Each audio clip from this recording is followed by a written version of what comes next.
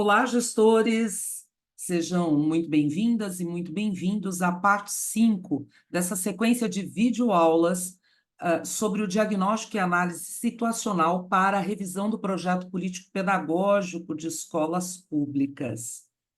Esta parte em especial, nós vamos trabalhar a gestão da equidade na escola com foco para a revisão do PPP. Nós vamos nos nortear nesta aula por uma pergunta muito simples: como está a gestão da equidade em sua rede municipal e em sua escola? Por que, para falar de gestão de equidade na escola, eu também preciso falar do sistema, eu preciso falar da rede de ensino? Porque a gestão da equidade, ela se faz por competências. Tem algumas áreas que são de competência da Secretaria Municipal de Educação, algumas áreas que são de competência do gestor escolar, lá na unidade escolar. Todos juntos, os que têm a tomada de decisão no nível estratégico da política pública de educação, como também no nível tático e operacional. Portanto, desde aqueles que elaboram a política até aqueles que implantam, têm que trabalhar juntos, em colaboração, para que a equidade seja uma realidade, um fato em todas as unidades escolares aí da sua rede. A base para tratar a gestão de equidade são 3 conceitos básicos: inclusão, diversidade e a própria equidade. Ao longo de toda essa videoaula, nós vamos tratar de maneira transversal sobre esses 3 conceitos, quando nós estivermos falando em como você pode planejar, organizar e implementar a gestão da equidade aí na sua rede ou aí na sua escola. Muito bem. Quando nós falamos de equidade, não há como não falar de direitos humanos. Nós estamos aqui falando de educação como um direito humano, né? Todo ser humano tem direito à educação. É um direito humano, é um direito social garantido pela nossa Constituição, e a ideia de educação enquanto direito humano, ele incorpora um princípio fundamental, que é a superação das desigualdades e injustiças que foram historicamente produzidas, e muitas delas estão cristalizadas ainda na nossa sociedade e carecem de políticas públicas e ações sistemáticas para serem mitigadas, combatidas. E aí tem uma coisa que a gente sempre aborda, gente, a questão da educação, né? A oferta e a garantia de educação de qualidade é uma tarefa para toda a tribo, não para um membro só da tribo. Em que sentido? É preciso uma comunidade inteira para cuidar de uma criança, como diz o velho ditado: família, escola, comunidade, poder público, sociedade civil organizada, todo mundo é responsável e todo mundo tem uma parcela dessa responsabilidade para que as nossas crianças se desenvolvam e para que os nossos jovens aprendam e tenham projetos de vida, com aprendizagem realmente significativa. Para implementar os direitos humanos, gente, não basta colocar uma disciplina na matriz curricular, não basta fazer um projeto de direitos humanos, dar uma palestra ou dar uma formação para os professores. A implementação dos direitos humanos na rede municipal de ensino tem a ver com cultura, tanto cultura educacional como cultura escolar. Essa cultura, ela precisa estar imbuída no dia a dia, em todas as suas ações, dos princípios de equidade, de inclusão e de empatia. E o foco não podia ser diferente, o foco tem que ser sempre a aprendizagem do aluno e o bem-estar do aluno. Muito bem. A CONAI desse ano, para quem acompanhou a CONAI 2024, está se fortalecendo um conceito que se discute há muito tempo já, não é novidade, mas ele vem forte para o próximo Plano Nacional de Educação, que é a proposta de educação com qualidade social. O que é educação com qualidade social? Segundo o parecer número 7 de 2010, que definem as diretrizes curriculares nacionais para a educação básica, a escola ela precisa se comprometer com a igualdade do acesso ao conhecimento a todos, ou seja, todos têm que ter igualdade em acessar a escola, em acessar esse conhecimento. Contudo, esse conhecimento ele precisa ser relevante, pertinente e equitativo. A educação de qualidade significa que ela é relevante, que ela oferta uma aprendizagem realmente significativa, baseada naquilo que faz sentido para os alunos, envolvendo a comunidade, as suas vivências, os seus conhecimentos prévios. Ela é pertinente porque ela é alinhada às necessidades e às características dos diversos contextos do estudante, ou seja, eu conheço profundamente os contextos e os fatores externos que influenciam a aprendizagem dos meus estudantes, e ela é, acima de tudo, equitativa. Ela trata de forma diferenciada aquele estudante que apresenta, que tem elementos de desigualdade, que se apresenta desigual lá na largada, ou seja, aquele que tem marcadores sociais, nós já vamos falar disso daqui a pouquinho, que fazem com que lá na largada, lá no início da sua vida, ele já tenha elementos que influenciam de maneira não positiva no seu aprendizado. Então, repetindo, a educação de qualidade social, ela precisa ser relevante, pertinente e equitativa. Quando nós falamos de educação com qualidade social, tem alguns pontos que nós precisamos abordar. O primeiro passo: não há educação com qualidade social se não houver inclusão.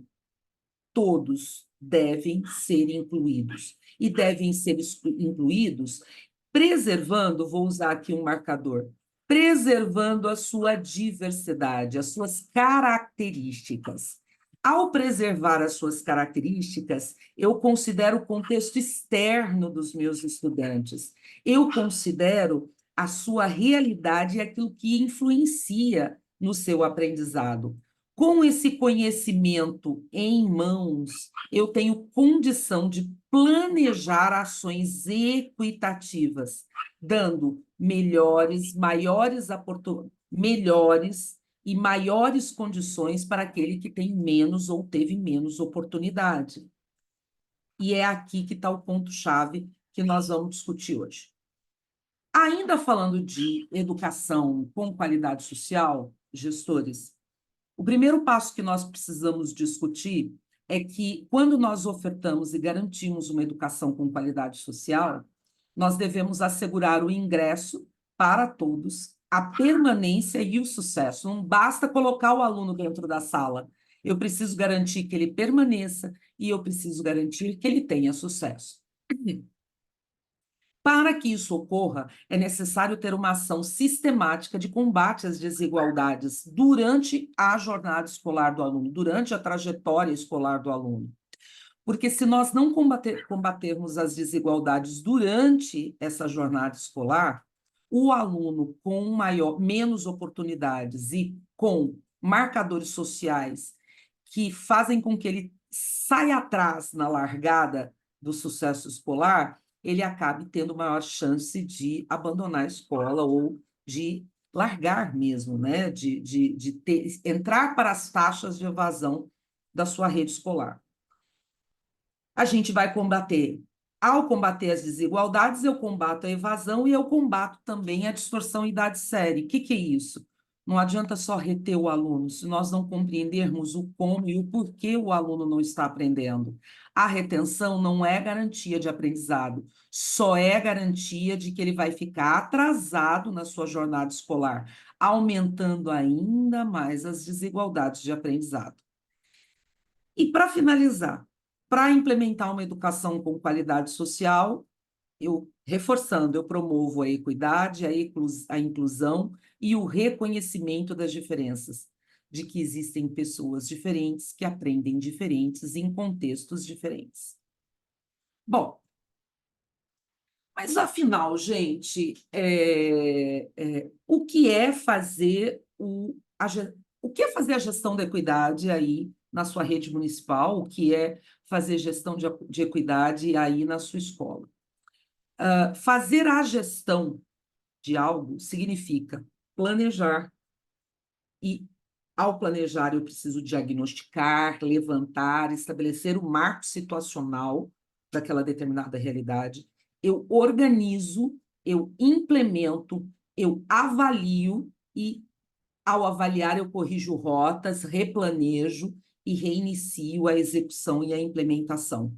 Esse ciclo sistemático de gestão e de planejamento deve ser imbuído pela concepção de que a educação escolar precisa ser comprometida com a igualdade de acesso ao conhecimento de todos, como a gente já disse anteriormente.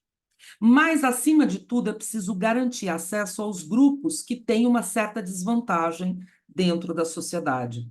E como é que a gente faz isso? Primeiro passo, eu preciso conhecer quais são esses grupos. Eu preciso olhar para a minha rede, para os estudantes da minha rede, preciso olhar para os estudantes da minha escola e identificar quais são esses estudantes que precisam de um suporte maior para a sua aprendizagem. Então, o primeiro passo de tudo é diagnosticar essas desigualdades e os 3 marcadores sociais principais que nós vamos trabalhar aqui hoje para ajudar você a fazer esse diagnóstico é o nível socioeconômico, raça, cor e o gênero. Muito bem. Quais são as premissas para você realizar uma boa gestão de equidade aí na sua rede e na sua escola? Valorização. Valorização do quê? Das diversas formas de aprender, valorização das diversas formas de ser criança e de ser jovem. Ser jovem e ser criança não é a mesma coisa em todas as culturas. Quando nós olhamos, por exemplo, o que significa ser criança entre os indígenas, o que significa ser criança entre as populações quilombolas, eles têm perspectivas diferentes do que significa educar, o que significa ser criança, e a valorização dessas identidades é a premissa primeira da implementação de uma gestão de equidade. A segunda é o planejamento, como eu disse bem, não há gestão de equidade sem planejamento. Eu tenho que diagnosticar o meu público, entender o meu público, entender os marcadores sociais de nível socioeconômico, raça e cor e gênero. Eu tenho que analisar esses dados e, a partir desta realidade diagnosticada, eu construo objetivos e metas a serem alcançados e que vão para dentro do projeto político-pedagógico. Essa análise, gente, dos dados, quantos alunos por nível socioeconômico tem na minha escola, quantos alunos autodeclarados por raça e cor, a gente chama de análise estratificada. Eu pego os resultados de aprendizagem, por exemplo, 30% dos alunos da minha escola têm proficiência em matemática. Ok, proficiência avançada em matemática. 70 alunos da minha escola, 70% alunos da minha escola não têm proficiência em matemática. Desses 70%, 20% são, por exemplo, negros e pobres.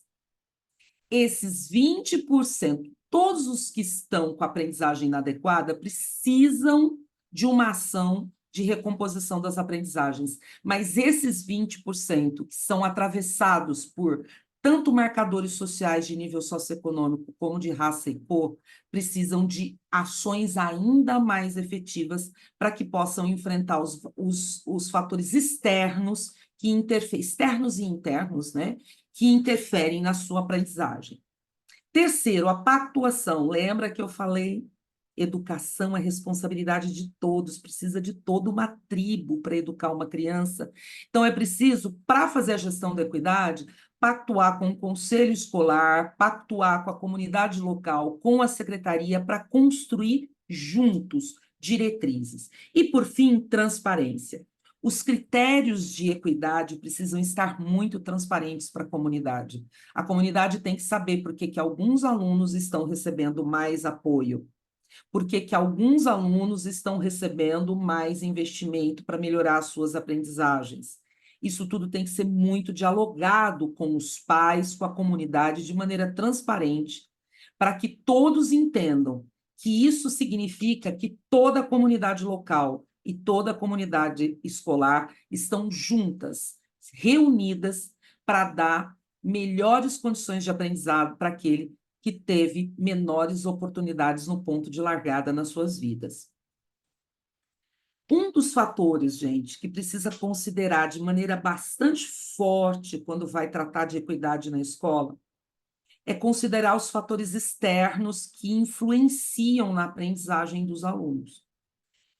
Quando a gente leva em conta que a aprendizagem do aluno não é uma condição simplesmente cognitiva, né, orgânica, que ela envolve fatores externos que atravessam a sua aprendizagem e podem diminuir as chances dele aprender bem e na idade certa, quando nós consideramos isso, nós já estamos dando o primeiro passo para fazer uma boa gestão da equidade na rede e uma boa gestão da equidade aí na sua unidade escolar.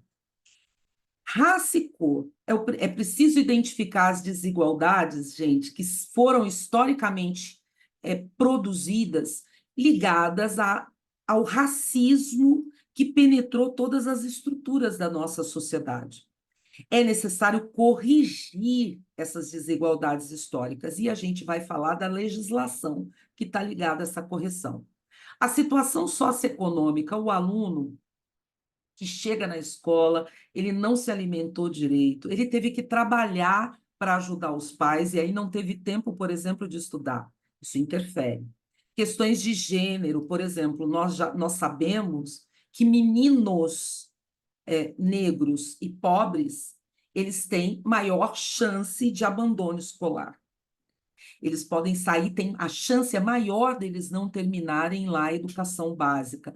Olhar para esses elementos e tentar entender o que é possível fazer, guardando as diferenças aí de gênero, o que eu posso fazer para garantir a aprendizagem adequada para todos eles.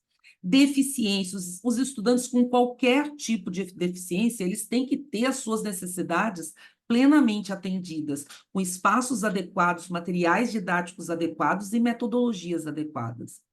Filhos, gravidez precoce, por exemplo, é um dos fatores que os estudos indicam como um fator de abandono e queda de aprendizagem. Então, será que nós temos mães solteiras aí nos Fundi 2, no ensino médio, né? Questões estéticas. A gente tem observado que escolas com regras muito rígidas e às vezes ultrapassadas, gente, em relação à aparência, acaba criando um ambiente escolar que expulsa, um ambiente escolar que não aproxima, um ambiente escolar que não aceita as diferenças.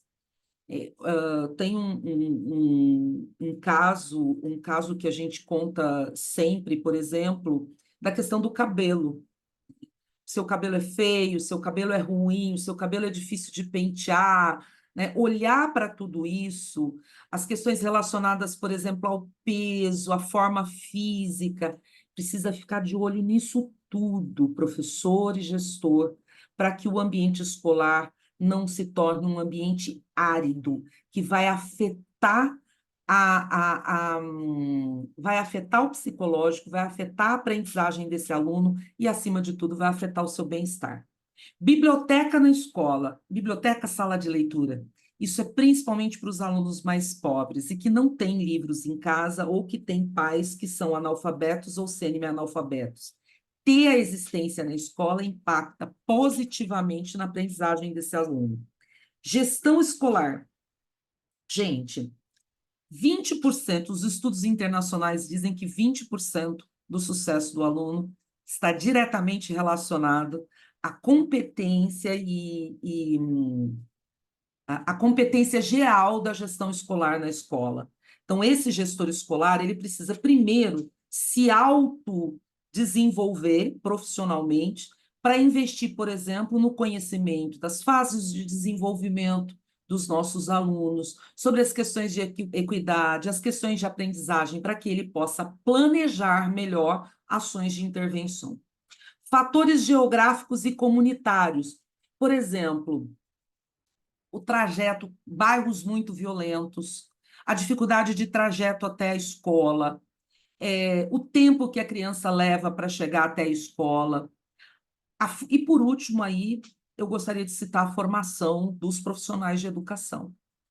Precisa ficar de olho, a partir das necessidades dos alunos e a partir dos resultados que vêm se obtendo, tanto educacionais quanto os resultados em termos de bem-estar, o que é que está faltando para valorizar esse profissional da educação e dar melhores condições para que ele trabalhe de maneira equitativa com esses alunos em sala de aula.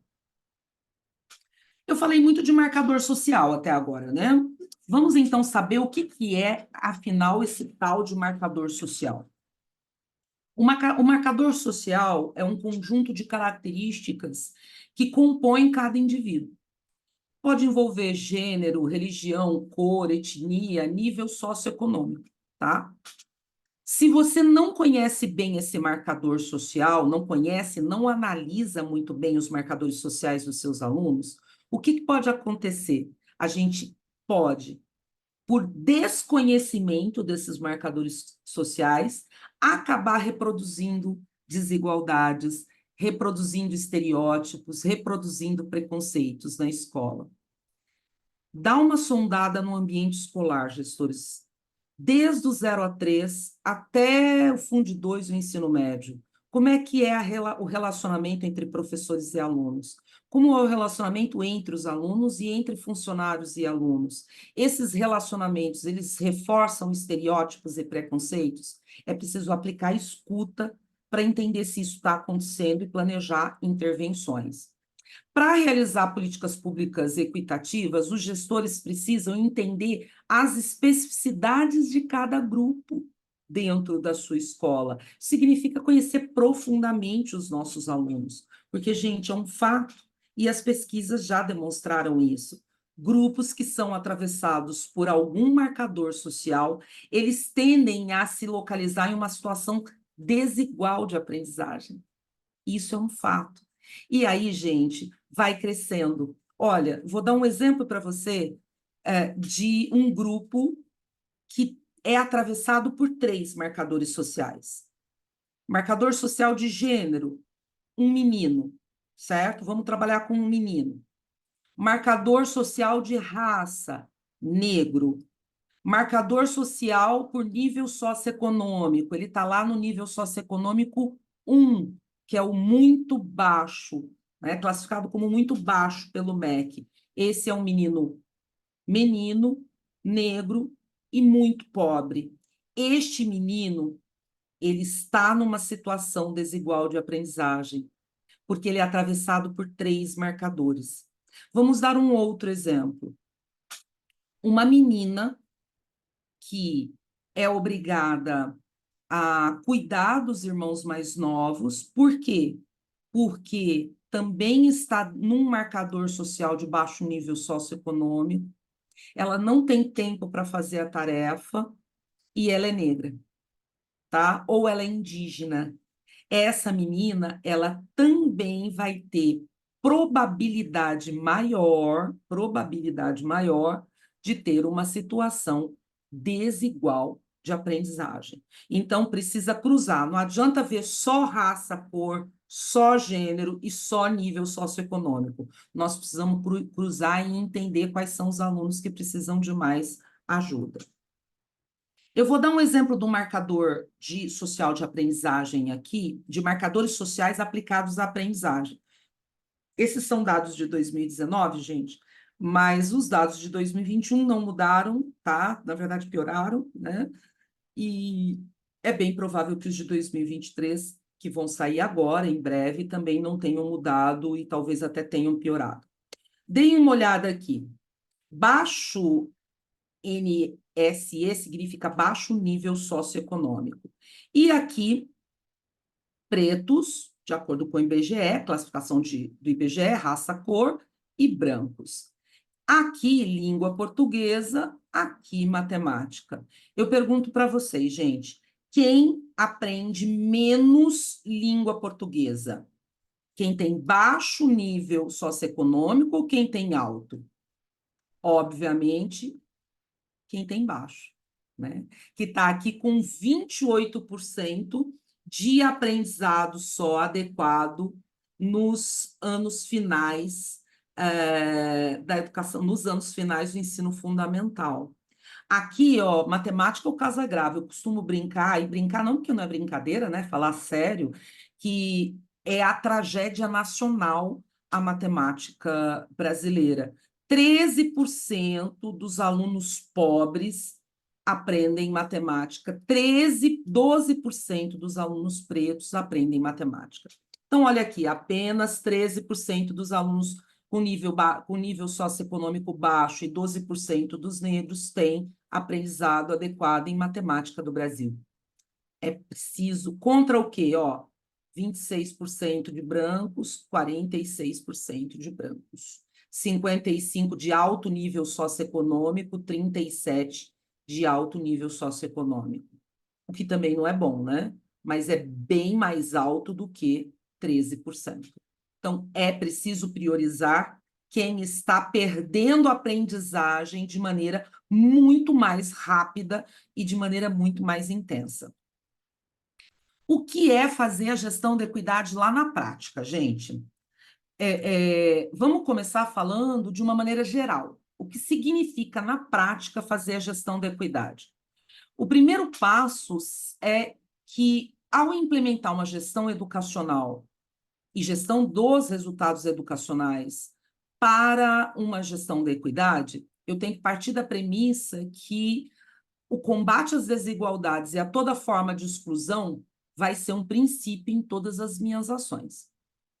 Tudo começa com a definição de diretrizes, de normas, de planos e de programas com intencionalidade de implementação das políticas públicas. Porque, gente, o combate às desigualdades de aprendizagem, o combate ao racismo não acontece em uma palestra, não acontece em uma ação. Ele precisa ser sistematizado e implementado de maneira sistêmica e de maneira periódica. Não dá para ser intermitente. Para isso, gente, é preciso implementar nas redes e nas unidades, começar implementando o que já existe de norma e de diretriz nacional. E o que tem de norma e de diretriz nacional que é mais que está aí, gente? Está aí desde 2003 e desde 2008 e tem muita rede, muita escola que ainda não implementou. A 10.639 e a 11.645 que alteraram a LDB e incluíram a obrigatoriedade das temáticas de história e cultura afro-brasileira e africana e história e cultura afro-brasileira e indígena, respectivamente. Além da implementação dessas leis, gente, isso já é para ter feito. Quem não fez precisa correr atrás. Isso precisa, a implementação, como a escola vai implementar essas duas leis, tem que estar no projeto político-pedagógico. E cabe à secretaria dar diretrizes e orientações às unidades escolares de como fazer isso. Para isso, vocês têm o apoio aí principal de 4 documentos, tá? São 4 documentos. As diretrizes nacionais para a escola indígena, quilombola, então dê uma olhada na sua rede, você tem escola indígena, você tem escola quilombola, então tem diretriz curricular para auxiliar você na construção do projeto diferenciado. A diretriz para as relações, para a educação das relações étnico-raciais e para o ensino de história e cultura afro-brasileira e africana, que está aí, precisa implementar, e as diretrizes operacionais para a implementação da história e das culturas dos povos indígenas na educação básica. Precisa ter esses documentos na mão, e esses documentos serem norteadores da construção das diretrizes para a equidade aí no seu projeto político-pedagógico. Bom, vamos começar falando pela rede, né? O que a Secretaria Municipal de Educação ela precisa fazer para dar suporte para as unidades da sua rede, mas para implementar de fato uma política pública de equidade aí na sua Secretaria Municipal de Educação e, enfim, na sua rede municipal de educação. Primeiro passo, gente, é fortalecer os marcos legais, né? É preciso que você tenha aí uma normativa, um parecer, uma resolução, ou mesmo diretrizes orientadoras quanto à implementação da gestão da equidade nas unidades escolares, principalmente a 11.645 e a 10.639. Isso é especialmente importante tendo em vista que a equidade é um dos critérios da condicionalidade 3 do VAR, que resulta na distribuição de recursos para as secretarias. E tem muitos municípios que perderam os recursos do VAR porque não implementaram a sua política pública de equidade. A segunda questão é que agora, em 2024, o Plano de Ação Articuladas, em seu ciclo 4, o PAR 4, ele colocou ali uma série de questões de monitoramento, que são questões indutoras para tentar entender qual é o nível de implementação dessas duas leis nos municípios brasileiros. Então, fiquem de olho no PAR 4. Muito do que a gente vai discutir aqui, na verdade, tudo que a gente está discutindo aqui hoje emerge dessas questões norteadoras que o PAR 4 está trazendo, como também outras instituições, como o Tribunal de Contas, vem cobrando a implementação da gestão por equidade nos municípios brasileiros.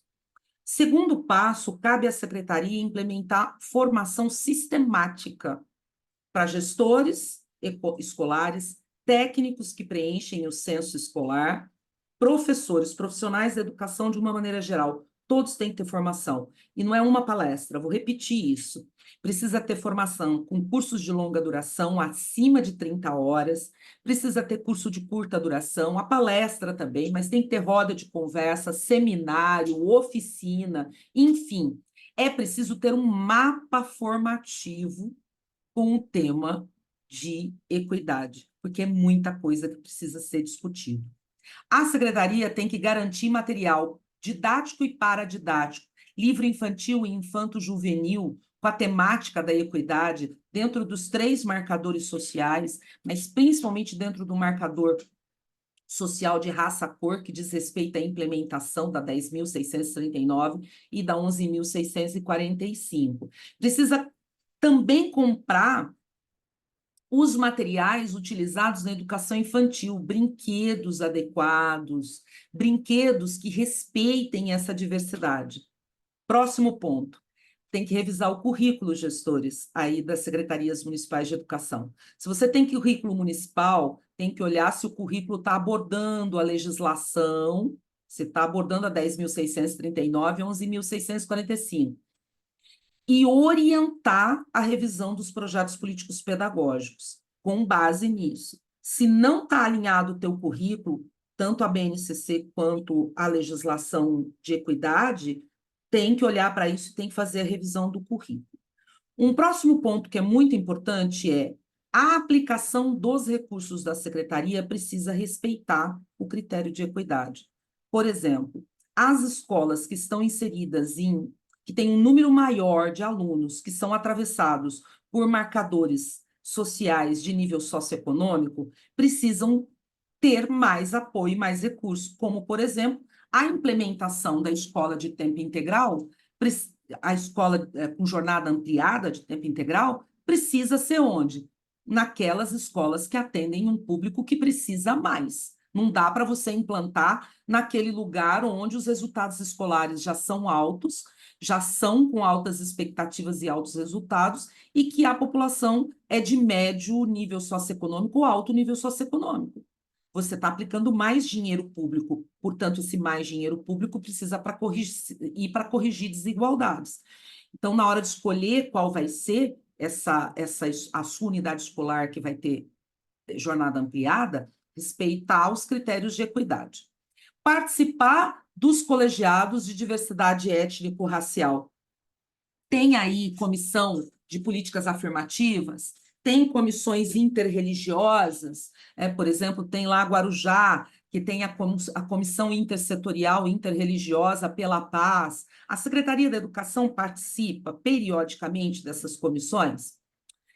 Manter indicadores e avaliação de monitoramento da implementação das 10.639 e da 11.645. Precisa implementar. E a literatura diz que 70% das ações que não são monitoradas não são implementadas. Então, é preciso acompanhar, monitorando e avaliando se essas ações estão sendo implementadas como foi planejado, tá? Realizar a gestão educacional da equidade. Secretário, secretária, precisa ter meta no seu planejamento estratégico, meta de equidade. Meta para implementação das duas leis, como tem também meta para diminuir as desigualdades de aprendizagem, tem que ter meta lá no seu planejamento estratégico. E essas metas têm que orientar as metas das unidades escolares. Tem que ter incentivo às escolas e aos professores para implementação das duas leis. Esse incentivo pode ser premiação, formação, pode ser incentivo financeiro, bonificação, gratificação, mas é preciso pensar em incentivos. Estabelecer critérios de avaliação de desempenho dos profissionais que conhecem e implementam as diretrizes para a equidade, aqueles documentos que a gente viu lá atrás. Isso é uma boa forma de incentivo, aliás, porque se você estabelece critério e aquele que implementa adequadamente, ele recebe algum tipo de premiação ou algum tipo de reconhecimento, consequentemente, isso acaba virando um exemplo exitoso para ser levado para outros professores, outras escolas. Estabelecer protocolos de ação em episódios de racismo, injúria racial ou discriminação. Esses protocolos precisam ser intersetoriais. Então, se reúna com a segurança pública, se reúna com a educação social, com a assistência social, a saúde, e criem juntos protocolos, porque a gente chega, gente, às vezes, na unidade escolar e o diretor está perdido. Ele não tem um protocolo para seguir quando acontece um caso, um episódio de racismo ou de injúria racial, né? Então, precisa criar na secretaria esses protocolos para dar suporte para que o diretor e os professores se sintam seguros. E, por fim, aí orientar as escolas a revisarem os seus PPPs, tendo por base a equidade e implementando diretrizes de equidade dentro do PPP, tá? Se você tem aí na tua rede educação escolar quilombola e indígena, tem que ter tudo isso específico para esses dois grupos. Tem que ter formação, equipe específica, material didático, tudo específico para quilombolas e para indígenas. E na escola, gente, diretor, como é que faz a gestão da equidade aí na escola? Se eu pudesse resumir, diretor, é combater toda forma de exclusão da escola, ou seja, como que eu combato a exclusão da escola? Dando acesso a todo aluno que chega na escola. E como é que eu combato a exclusão na escola? Garantindo a permanência, mas a permanência com qualidade, porque não adianta ele permanecer e não aprender. Ele precisa permanecer e aprender. E para isso, a implementação de ações que evitem as violências de todo tipo na escola são ferramentas poderosíssimas para que o aluno permaneça e aprenda, porque aí ele tem qualidade, né? Ele gosta da escola. Eu vou fazer aqui um resumo, diretores, de como fazer essa gestão da equidade na escola e como levar isso para dentro do projeto político-pedagógico. O projeto político-pedagógico ele é a espinha dorsal do planejamento escolar. Nele estão as macrodiretrizes que vão orientar as práticas pedagógicas, vão orientar as dimensões pedagógica, político, institucional e administrativo-financeiro da escola.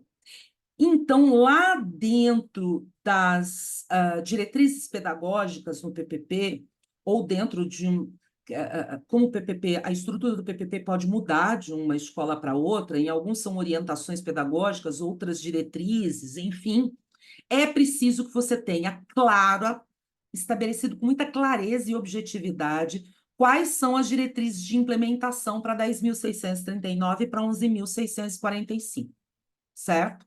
Isso precisa estar muito claro. Para quê? Para que depois essas diretrizes elas sejam, elas inspirem e orientem os docentes na construção dos seus planos de trabalho, plano de ensino e plano de aula. Para realizar essas diretrizes, começa, diretor, mapeando, diagnosticando quem são seus alunos que são atravessados por marcadores sociais. Então, quantos alunos autodeclarados pretos, por raça e cor, pretos e pardos, né, e brancos, e indígenas? Quantos meninos, quantas meninas? Qual o percentual de alunos por nível socioeconômico na sua escola? Pegar todos esses dados e cruzar esses alunos com os resultados de aprendizagem que você tem aí nas suas avaliações. No final, é preciso descobrir quem é o João, quem é a Maria, quem é o José, quem é a Manuelinha, que não está aprendendo. E não está aprendendo por fatores externos, que não está aprendendo porque são atravessados por marcadores sociais que prejudicam sua aprendizagem. É essa busca que o gestor precisa fazer, tá? Essas diretrizes, esse conhecimento vai gerar, por exemplo, a possibilidade de você construir diretrizes relacionadas à aprendizagem. Por exemplo, uma sugestão de diretriz, que as aulas na jornada ampliada, no turno alternado, serão de prioridade para os alunos com baixa aprendizagem, com aprendizagem que não está adequada e que tem a sua aprendizagem afetada por marcadores sociais. Então, você já tem ali uma diretriz estabelecida, né? Mas aí vai de uma unidade para outra e você precisa estudar isso com a sua equipe, tá? Coordenador pedagógico, essa é para você. É o coordenador pedagógico que cuida da formação em serviço dos professores. Muitas vezes o coordenador pedagógico não atua como deveria atuar dentro da unidade escolar. A gente vê coordenador pedagógico que vira funcionário do professor, tira xerox, busca giz porque acabou, né? E não é essa a função. A função do coordenador pedagógico é, primeiro, auxiliar diretamente o diretor escolar no diagnóstico e no desenvolvimento de ações na dimensão pedagógica de aprendizagem. Segundo, é ele quem constrói o mapa formativo ou percurso formativo dos docentes ao longo do ano letivo. Então, coordenador pedagógico, você organiza as horas de trabalho coletiva, define o que vai ser estudado nas horas de trabalho coletiva, e aí, nesse ponto, é o momento de definir qual é o espaço que a 10.639 a 11.645 terão nessa formação, nesse mapa formativo, nesse percurso formativo dos docentes ao longo do ano aí na sua escola. Então, coordenador, perceba, essa função precisa ser prioridade, porque sem formação nós não teremos condições de qualificar adequadamente os docentes para atuar numa educação antirracista e numa educação equitativa, que combata as desigualdades de aprendizagem. Uma coisa que a gente já falou, considerar os fatores externos de aprendizagem dos alunos no diagnóstico, na revisão do PPP. Então, eu tenho que conhecer tudo o que afeta a aprendizagem do meu aluno. Considerar os possíveis efeitos do racismo no desempenho dos alunos, quando você avaliar as desigualdades educacionais. O quanto está acontecendo episódios racistas, de injúria racial ou discriminação de todo tipo na escola, que acaba fazendo com que esse aluno não goste da escola e queira sair, queira ir embora, e que afete a aprendizagem dele por uma série de motivos.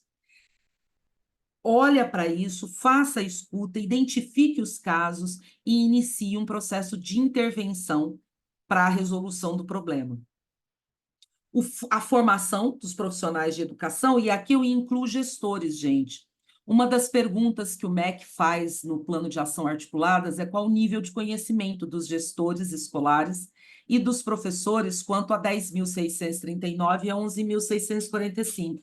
Por quê? O MEC quer saber se os gestores escolares e os professores conhecem as leis para terem condição de implementar. Próximo passo, tem que revisar o regimento escolar, incluindo os protocolos em episódios de racismo e injúria racial, que a secretaria elabora, tá? Esses protocolos devem ser elaborados em nível de secretaria, e cabe aí também incluir os protocolos relacionados ao bullying e o cyberbullying, que é a legislação atual, a 11.841, que é agora de janeiro de 2024. Já pode também, ao revisar o regimento escolar, iniciar o processo de inclusão. E, por fim, ao alinhar as práticas pedagógicas da BNCC, é fundamental que, mais uma vez, o coordenador pedagógico fique de olho nas práticas pedagógicas para ver se essa legislação está sendo implementada e como ela está sendo implementada, se está sendo implementada adequadamente. E, por fim, diretor, aí é com o senhor, precisa monitorar, ter dados, relatórios, acompanhamento da implementação da 10.639 e da 11.645. A gente falou na primeira videoaula em gestão por evidências. Está aqui, ó, gestor, o senhor precisa ter evidências de que a gestão da equidade está sendo realizada. Vamos falar agora dos 3 marcadores sociais principais. Vamos começar por gênero, tá? O tratamento desigual, gente, que é destinado a eles e elas, meninas e meninos no ambiente escolar, ele ultrapassa questões como vestimenta, tá? Ultrapassa. Ele pode ter um impacto seríssimo sobre o desenvolvimento e as oportunidades e as expectativas dos estudantes. Eu não sei se vocês viram o PISA, né, os resultados do PISA, do Programa Internacional de Avaliação de Alunos, PISA, deste ano, mas os dados trouxeram que há uma desigualdade de gênero, por exemplo, no desempenho de leitura e de matemática. As meninas vão melhor em leitura e os meninos vão melhor em matemática. E os estudos indicam que não há determinismo cognitivo nem biológico que responda a essa diferença. Então, se não há determinismos fisiológicos, cognitivos, a gente só pode pensar que é uma questão de abordagem cultural e uma abordagem de cultura organizacional. Então, olhar para isso, porque todos, meninos e meninas, precisam ser melhores em leitura e melhores em matemática. Todos. Essa que é a grande questão. Exemplos de rotinas que precisam ser repensadas, filas específicas para gênero, silêncio de professores diante de comentários dos alunos que reforçam a desigualdade dentro da sala de aula. Às vezes o professor finge que não escuta. Existem casos relatados, assistindo uma aula na Unicid, o professor Rodinei contou um episódio de um estudo de uma das suas orientandas que evidenciou que em algumas creches, por exemplo, a menina, o bebê, né? A menina negra com o cabelo considerando que o cabelo é mais difícil de pentear, deixava a menina para ser penteada por último e ela acabava indo embora para casa sem ser penteada. É que bebês negros, eles são menos pegos no colo, por exemplo, né? Em algumas regiões do Brasil, que a menina, para tomar conta dos irmãos mais novos, acaba abandonando a escola, né? Que o menino, para ajudar em casa, no sustento da casa, pode abandonar a escola mais cedo. Cada comunidade é uma realidade. Olha para a sua realidade e observa como acontecem as coisas por aí. Veja os dados do aprendizado em foco, só para dar um exemplo disso. Jovens que deixaram os estudos para cuidar da casa ou de uma pessoa. Entre 15 e 29 anos, 23,3% eram mulheres. Horas semanais dedicadas aos cuidados de pessoas e afazeres domésticos, 21,4 horas mulheres e 11 horas homens. Aí eu te pergunto, quem tem mais tempo aí para estudar matemática, né? Então precisa olhar e olhar se esses dados fazem sentido aí para a sua região. Raça-cor. Quando a gente fala de raça-cor, gente, eu vou até voltar lá para vocês se lembrarem. Vamos recordar as leis 10.639 e 11.645, a 10.639 é de História e Cultura Afro-Brasileira e Africana, e a 11.645 inclui a indígena, as duas alteraram a LDB. Elas são os pontos centrais para a implementação da gestão da equidade aí na sua escola. Quando você olha para o marcador raça-cor, você está olhando para desigualdades historicamente produzidas e que acabam desaguando numa sociedade que tem, inclusive, dificuldade em discutir o racismo no ambiente escolar.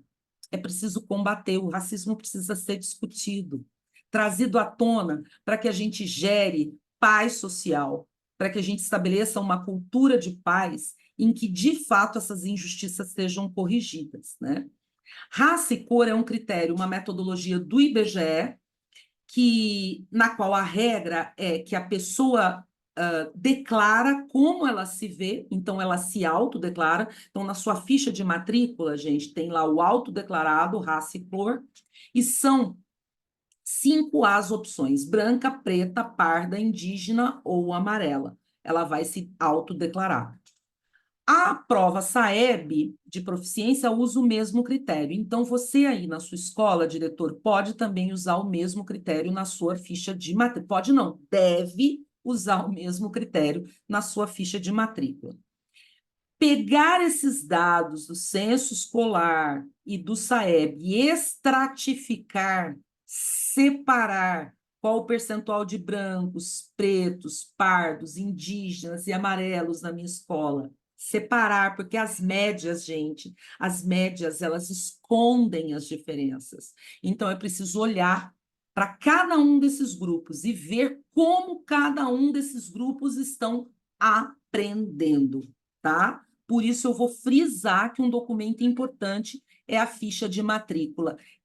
Ela te ajuda a estratificar por grupos, sabendo aí o percentual de cada grupo na sua escola. Já faz 20 anos que o INEP, desde 2004, estabeleceu que a ficha de matrícula tem que ter o campo raça-cor.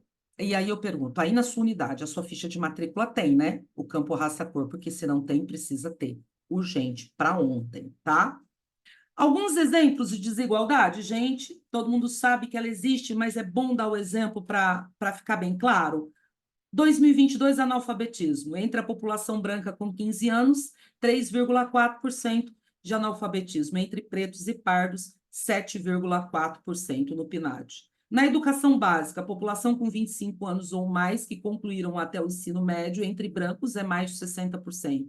Entre pretos e pardos, 47%. Vale lembrar que pretos e pardos são metade da população brasileira, né? Metade da população brasileira e que está apresentando o percentual mais baixo de sucesso escolar. O segundo marcador social é o nível socioeconômico. O indicador de nível socioeconômico, NSE ou INSEE, vou até escrever aqui, INSEE, é um marcador utilizado para distribuir em níveis muito baixo, baixo, médio alto e alto de nível socioeconômico.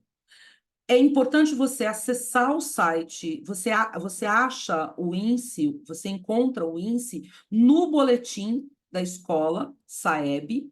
Lá você encontra qual é o indicador da sua escola, que significa dentro da sua escola, o percentual de alunos por nível socioeconômico. É o teu primeiro passo, gestor, para fazer uma gestão de equidade nesse marcador social. Uma outra ação importante, você precisa ter na sua mesa a lista de alunos que são beneficiados pelo Bolsa Família, porque ele já é um programa baseado em critérios de nível socioeconômico. Então, você sabe que quem recebe Bolsa Família já é uma família que está quadrada no nível muito baixo ou baixo, no nível 1 ou 2 do NSE. Isso vai te ajudar a ter uma lista dos seus alunos e cruzar esses dados com os resultados de aprendizagem desses alunos. Porque a pergunta é sempre: este fator está impactando na aprendizagem desses alunos? Se estiver impactando, tem que fazer um planejamento de intervenção. Esses são os níveis socioeconômicos do índice, do NSE, 0, 1 e 2, muito baixo, 2, baixo, 3 e 4, médio baixo, médio alto, 4, 5 e 6, alto 7 e muito alto 8. Vou te pedir um exercício. Corre lá no Boletim Saeb, é só colocar no Google, acessa os dados da sua escola e coloque aqui do lado deste quadro o percentual de alunos que você tem em cada faixa. Depois cruza esses dados com a sua ficha de matrícula, para entender, porque a literatura indica que os alunos que estão nesses níveis aqui, né, médio, baixo, baixo e muito baixo, eles apresentam uma proficiência, eles têm uma probabilidade de apresentar uma proficiência menor em relação a esse outro grupo aqui. Então, corre lá no Boletim Saeb, o teu primeiro passo é levantar o nível socioeconômico. Olha aqui, ó, boletim atualizado, está aqui 2021, mas em breve já saem os próximos dados. Aqui, ó, por escola, tá vendo? Ó, que bonitinho. Baixa por escola. Você vai baixar a sua planilha, uma planilha de Excel nesse modelo. Vai, olha aqui, filtrar a tua escola e vai, então, saber quantos alunos você tem por nível. Ó, nível 4, nível 5, nível 6. Isso vai te ajudar a começar a pensar ações aí na sua unidade escolar. Bom, agora vamos pensar um pouco. Vocês têm que fazer um diagnóstico, não é? Não é o que a gente está dizendo o tempo todo. Precisa fazer um diagnóstico para entender a realidade da sua escola quanto a esses 3 marcadores sociais e estabelecer o marco situacional da equidade da sua escola, que vai aí para o teu projeto político-pedagógico. Esse marco situacional vai estabelecer o T0, né, o marco zero, para que você possa construir metas e objetivos a serem alcançados de combate às desigualdades educacionais. O foco da escola é o combate às desigualdades de aprendizagem. Como você pode fazer isso? Você pode fazer tanto um diagnóstico quantitativo quanto um diagnóstico qualitativo. O diagnóstico quantitativo, gente, é aquilo que eu acabei de falar para vocês. Acessa os dados do censo escolar e do boletim Saeb e levanta o indicador de nível socioeconômico da sua escola. Você também pode usar boletim, registros disciplinares, tudo isso é dado quantitativo para você entender quais são os grupos atravessados por marcadores sociais que têm a sua aprendizagem mais afetada e o seu bem-estar mais afetado.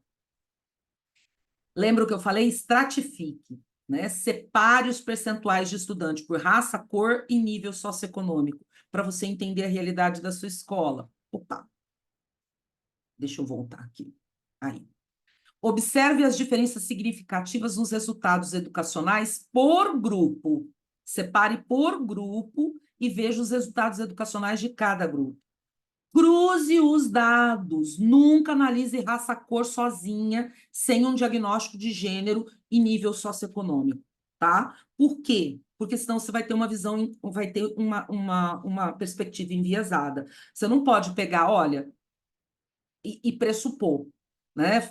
Fazer pressuposições. Olha, 20% dos meus alunos estão no nível 1 e 2 do índice, do nível socioeconômico do MEC. Então, obrigatoriamente, todo mundo nesses níveis vão ter que fazer recomposição da aprendizagem. Você não pode fazer isso. Isso é pressupor. Dentro desse percentual de alunos nos níveis 0, 1, 2 e 3, quantos não estão aprendendo de maneira adequada? Quantos estão sendo afetados por esse marcador social? São esses alunos que terão prioridade, tá? E observe a aprendizagem por localidade. Vale para a escola e vale para a rede. Como é que está a aprendizagem na zona urbana? Como é que está a aprendizagem na zona rural? Como é que está a aprendizagem na escola num território mais vulnerável? Como é que está a aprendizagem na escola num bairro menos vulnerável, tá? Analisa a aprendizagem por presença ou não de deficiência, para saber se isso de alguma forma está afetando a aprendizagem do aluno. Vou dar algumas dicas para vocês, onde vocês podem encontrar dados para ajudar vocês a fazer a gestão da equidade, a fazer o diagnóstico. Relatório de frequência de alunos. Pega os alunos que faltam mais e cruza com os marcadores sociais, para entender como esses marcadores sociais estão afetando e aumentando, por exemplo, a infrequência desses alunos. Analisa a nota de avaliação, observa registro disciplinar. o indicador socioeconômico da sua escola, a proficiência no SAEB por raça, cor e por nível socioeconômico. A outra forma de fazer esse diagnóstico é qualitativo, né? Porque os números falam muito, mas não dizem tudo. Então, realizar rodas de conversa, ouvir. Uma técnica muito legal é a tríade. A tríade é uma conversa com 3 pessoas, porque as rodas de conversa são grupos maiores e às vezes inibe uma pessoa ou outra de falar. Na tríade, as pessoas se sentem mais seguras para falar sobre temas tão sensíveis, principalmente relacionados à equidade. Bate um papo, junta de 3 em 3 e vai registrando tudo. Entrevistas individuais, professor observando sala de aula, isso vale muito para a educação infantil, mas também gestores e coordenadores pedagógicos observando não só a sala de aula, viu, gente? O pátio. Como é que são as relações no pátio? Também pode ter questionário, aplica perguntas abertas ou fechadas. O questionário pode ser tanto quantitativo ou qualitativo, mas aplica um questionário com as questões de equidade para entender o que as pessoas aí da sua comunidade escolar estão pensando sobre o tema. Opa. Um passo a passo para finalizar, gente, um passo a passo para ajudar vocês a botar tudo isso em ordem na cabeça, para como fazer esse diagnóstico aí da rede ou da escola para a equidade, para a gestão da equidade. Primeiro passo é montar um grupo de perguntas. Eu vou sugerir para vocês dar uma olhada no e-book 2, Diagnóstico e Análise Situacional para a Revisão do PPP, o capítulo 3, se eu não me engano, capítulo 3, que é Gestão da Equidade, ela tem um grupo de perguntas norteadoras que podem te ajudar na aplicação desse questionário, dessas rodas de conversa. Mas, além delas, nós preparamos para vocês um guia de orientação com um rol de elementos, de questões a serem observadas na escola que pode ajudar muito vocês. Depois a gente dá o link para vocês acessarem. Mas algumas perguntas aqui para instigar vocês. Raça e cor dos estudantes interfere no rendimento escolar aí na sua escola? Há um grupo social, há um grupo racial que, no período analisado, teve mais reprovações, abandonos ou evasão? Isso é importante. Quais são as taxas de conclusão nos anos iniciais e finais do ensino fundamental, segundo cor, raça, nível socioeconômico e gênero? É possível identificar as expectativas de aprendizagem de acordo com cor, raça, gênero e nível socioeconômico dos estudantes? Só essas perguntas aqui já te dão um excelente diagnóstico, já te dão um bom levantamento para você começar. Cada diretor, gente, vai decidir o nível de profundidade que vai dar nisso. Mas o que não pode é não fazer, tá bom? A gente precisa enfrentar isso juntos e todos com muita coragem para reduzir as desigualdades no Brasil. Começando pelas desigualdades de aprendizado. 2, é preciso definir o que a rede ou a escola vai fazer com essas respostas. E aí, no caso da escola, gente, é o plano de ação do PPP, tá? Tem que ter meta no plano de ação do PPP. Então, tem que ter meta de redução da desigualdade educacional dentro do PPP. Não pode deixar de construir metas específicas. Vai ter um programa de busca ativa para os alunos infrequentes? Vai ter plano de recomposição das aprendizagens? Articulação intersetorial para desenvolver protocolos em casos de ocorrência de injúria racial e racismo? Tudo isso precisa acertar. Pega o teu supervisor aí da rede, senta com ele, discute primeiro com a tua equipe da escola, depois com o teu supervisor, com o teu secretário municipal de educação, e todos juntos precisam pensar nessas ações para combater as desigualdades educacionais. Passo 3. Os resultados dessa pesquisa, dessa escuta, desse diagnóstico que nós estamos fazendo para a revisão do projeto político-pedagógico, tem que dar devolutiva para a comunidade. Sem devolutiva, não tem confiança, gente. Então, divulgue, põe no mural, põe no Face, discute na reunião do conselho, discute com o Grêmio, com os conselhos mirins, tá? Tire dúvidas, porque é preciso eliminar os ruídos de comunicação quando nós falamos de equidade. as pessoas precisam entender melhor. Certa vez eu fui dar uma palestra numa rede municipal, e quando eu falei de equidade, um diretor me disse que ele jamais seria convencido a tratar de maneira desigual os seus alunos, porque ele tratava todos igualmente. Perceba, na verdade, o que está faltando aí é o quê? Está faltando estudar, está faltando compreender melhor qual é o conceito de equidade e eliminar o ruído de comunicação entre as pessoas envolvidas.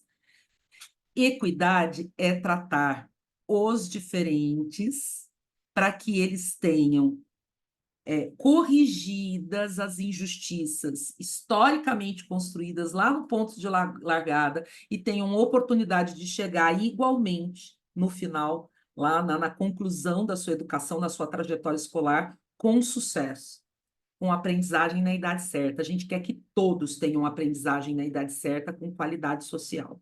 E qualidade social é isso, não dá para deixar ninguém para trás, né? E a gente tem que planejar para não deixar ninguém para trás. Aqui eu faço uma sugestão, viu, diretores e redes de ensino. Uma coisa simples, gente. Cria uma planilha num modelo único online, em que todas as escolas possam preencher os dados dessas planilhas sobre o número de alunos por raça, cor, gênero e, e nível socioeconômico. Todos podem preencher juntos e ter uma visão global da sua rede municipal de ensino. Vou deixar aqui para vocês o link com o modelinho da planilha que a gente já pensou aí, mas é uma sugestão para a rede de vocês começar a pensar uma política pública de equidade em rede. Agora se lembrem, cuidado, não compartilhe dados pessoais, nome completo, RG, CPF dos seus alunos, hein? Não pode, porque tem aí a lei LGPD que garante a privacidade nos dados. Então, só cuidado com isso, só pessoas autorizadas podem ter acesso a esses dados, tá? Eu quero terminar essa videoaula tão importante dizendo o seguinte: gestão de equidade não é bicho de sete cabeças.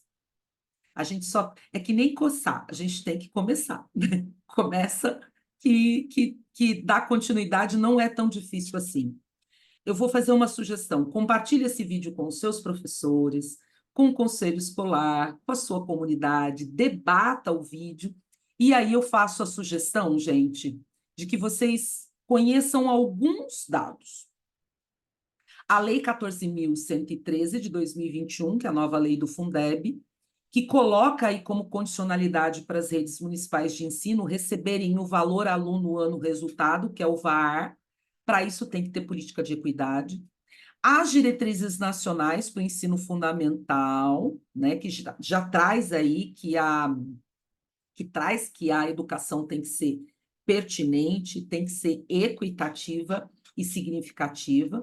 As diretrizes, desculpe, a Base Nacional Comum Curricular e a aplicação da política para a educação étnico-racial, eu estou indicando aqui um artigo muito bom que vai ajudar bastante vocês. Um outro artigo, que é do Calegari, que é a equidade de aprendizagem no ensino fundamental na rede municipal de São Paulo, traz aí um suporte legal para vocês entenderem, se aprofundarem no assunto. Mas eu quero deixar, além do nosso e-book, que tem um capítulo específico sobre gestão da equidade, para a revisão do PPP, no nosso e-book aqui, a especificidade é para a revisão do PPP, viu, gente? Então, é um recorte. Eu vou dar aqui, deixar indicado o guia para realizar um bom diagnóstico de equidade racial, publicado pelo IED e a Fundação Lehman, agora em 2023, fresquinho. Vale muito a pena acessar e conhecer essa documentação. Nós finalizamos com a certeza que vocês têm condição para implementar uma boa gestão de equidade, que é urgente a implementação, para que a gente possa fazer parte desse grande movimento de redução, combate das desigualdades de aprendizagem no Brasil. Um grande abraço e um beijo no coração de todos.